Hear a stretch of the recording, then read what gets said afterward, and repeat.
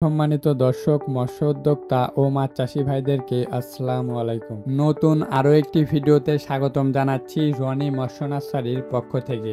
আশা করছি আপনারা সকলেই ভালো এবং সুস্থ আছেন। আপনারা জানেন চিতল মাছ খুব দামি এবং সুস্বাদু প্রকৃতির মাছ। এই চিতল মাছ সাধারণত বড় ধরনের নদী এবং জলাশয়ে পাওয়া যায়। চিতল মাছ খেতে অনেক সুস্বাদু এবং প্রোটিন সমৃদ্ধ মাছ।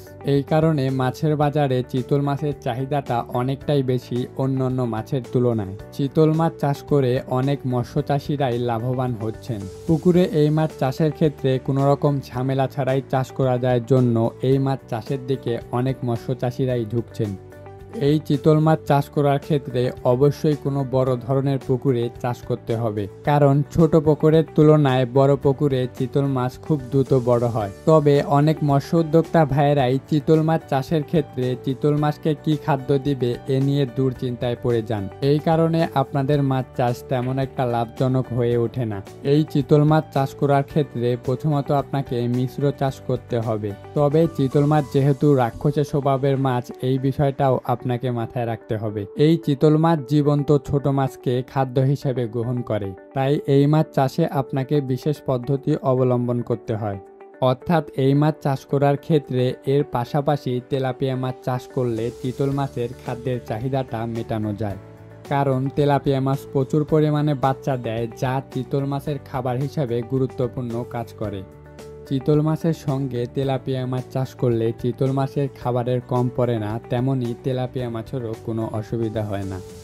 এছাড়াও চিতল মাছের সাথে চিতল মাছের বড় সাইজের রুই, কাতলা এবং কাপ জাতীয় মাছ চাষ করলেও কোনো রকম অসুবিধা হয় না। এই রাক্ষসী স্বভাবের চিতল মাছের পেট তেলাপিয়া মাছের পোনা দিয়েই ভরে যায়, এই জন্য চিতল মাছের সঙ্গে রুই, কাতলা এবং কাপ জাতীয় মাছও চাষ করা যায়।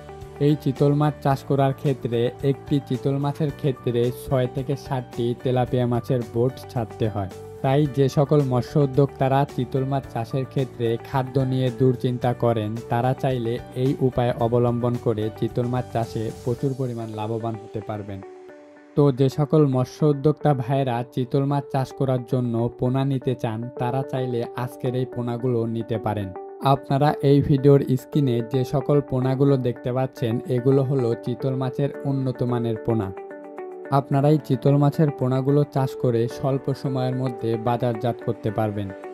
আপনারা যারা এই চিতল মাছের পোনাগুলো নিতে চাচ্ছেন, তারা আমাদের এই ভিডিওর স্ক্রিনে দেওয়া নাম্বারে যোগাযোগ করুন। আমরা দেশের যে কোনো প্রান্তে কুরিয়ার সার্ভিসের মাধ্যমে অক্সিজেন দিয়ে সকল ধরনের পোনা হোম ডেলিভারি দিয়ে থাকি।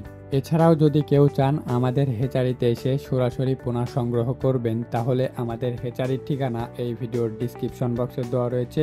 চাইলে আপনারা সহজেই আমাদের হেচারি থেকে সকল ধরনের পোনা যাচাই বাছাই করেও ক্রয় করতে পারবেন। তো আজকের ভিডিওটি এ পর্যন্তই। ভিডিওটি ভালো লাগলে চ্যানেলটিকে সাবস্ক্রাইব করবেন এবং অবশ্যই ভিডিওটিতে একটি লাইক করবেন।